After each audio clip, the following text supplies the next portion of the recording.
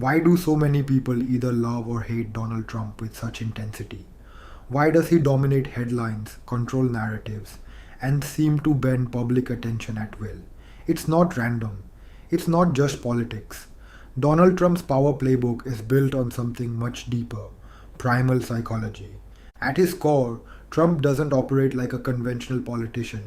He operates like a dominant figure in a tribal hierarchy, and whether people agree or disagree with him, consciously or unconsciously, they recognize that energy, that unapologetic primal dominance. In evolutionary psychology, leaders who rose to power weren't always the most intellectual or diplomatic. They were the loudest, the most certain, the most willing to take risks others wouldn't.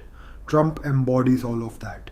His speech patterns, his facial expressions, the way he uses repetition, nicknames, and even silence.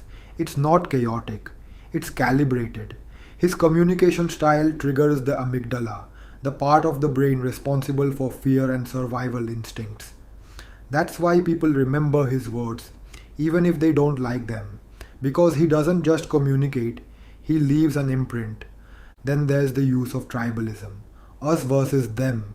It's one of the most ancient psychological tactics for creating loyalty. When Trump speaks, he creates a sense of identity, not just policies, but culture, belonging, and defiance. For his supporters, he's not just a man, he's a symbol. And symbols are neurologically powerful. The brain latches onto them because they simplify complexity. They become shortcuts for action, emotion, belief. Trump understands this, whether consciously or intuitively, and uses it like a master. Now look at his body language. He breaks conventional posture rules, he invades space, uses his hands with surgical precision. These aren't signs of lack of control, they're dominant signals, primal cues that bypass logic and speak directly to the subconscious. Studies in neuroscience show that we process body language faster than speech. Before you interpret the words, your brain already felt the energy. And Trump's energy is designed to be unmistakable. Let's also talk about repetition. Trump repeats phrases over and over: make America great again, fake news, witch hunt, Sleepy Joe, crooked Hillary.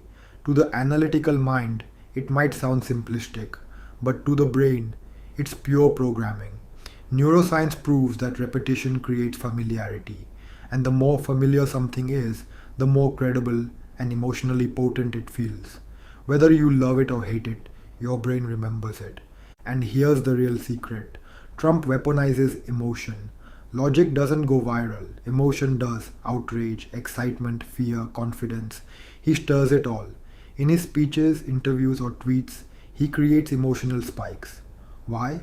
Because emotional spikes create memory, they create action, and ultimately they create loyalty or resistance, which ironically still feeds his power, because attention is attention, and attention is the currency of influence.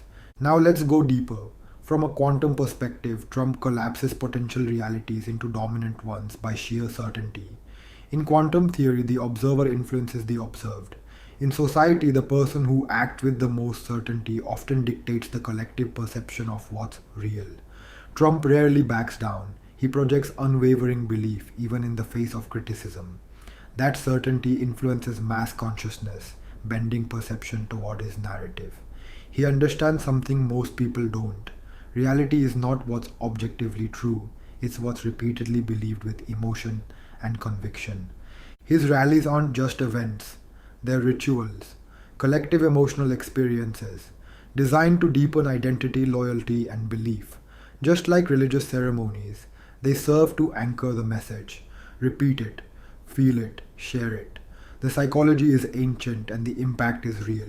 And here's the final piece: Trump doesn't play defense, he plays offense always. Even when attacked, he reframes the narrative, projects strength, and forces others to react. This keeps him in control, keeps him at the center. And neuroscience confirms this too. Those who act rather than react are perceived as leaders. Whether or not their actions are popular is secondary to the perception of control. So whether you admire him or oppose him, Donald Trump's power doesn't come from randomness. It comes from mastery of primal psychology, emotional manipulation, symbolic communication, and unwavering certainty. His power playbook is built on the parts of the brain most people ignore: the subconscious, the tribal, the emotional, the instinctual. And that's why he wins attention. That's why he holds power. Because he plays a deeper game, where perception is reality. And those who understand the brain rule the world.